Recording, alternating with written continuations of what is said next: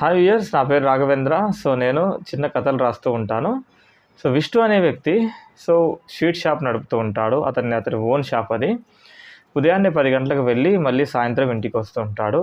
ఒకరోజు ఇంటికి వచ్చే తరుణంలో రోడ్ సైడ్ కారు పార్క్ చేసి రోడ్ క్రాస్ చేసి టీ తాగి మళ్ళీ క్రాస్ చేయబోతుండగా కారు యాక్సిడెంట్ అయ్యి కింద పడిపోతాడు. అపస్మారక స్థితికి గురవుతాడు.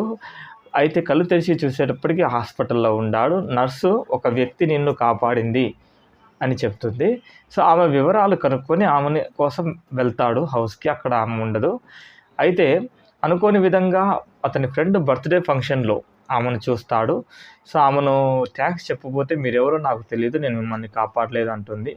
కానీ ఆమె మీద బాగా ప్రేమను పెంచుకొని అభిమానాన్ని పెంచుకున్న ఆమె అందానికి దాసోహమైనటువంటి విష్ణు ఆమెను ఎలాగైనా కానీ తన ప్రేమలో పడేయాలని చెప్పి చాలా ప్రయత్నం చేస్తాడు. ఈ తరుణంలో ఆమె యొక్క బావతో బాగా తన్నులు తిని బాగా గాయపడిపోతాడు. ఆ తర్వాత ఆ విషయం తెలియకుండా ఈ రోహిణి అనే అమ్మాయి ఇతన్ని నిందిస్తుంది. తర్వాత విషయం తెలుసుకొని బాధపడుతుంది. క్రమక్రమంగా వారు ఇద్దరు ఫ్రెండ్స్ అయిపోతారు. తర్వాత పెళ్లి చేసుకుంటారు.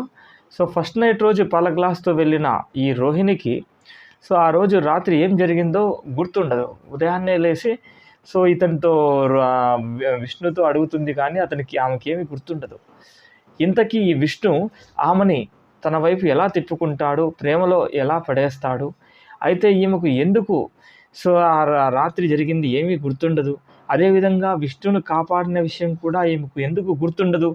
వీటన్నిటి గురించి పూర్తిగా తెలుసుకోవాలనుకుంటే ప్లీజ్ విజిట్ మై ఛానల్. నా ఛానల్ పేరు రాఘవేంద్ర క్రియేట్ స్టోరీస్.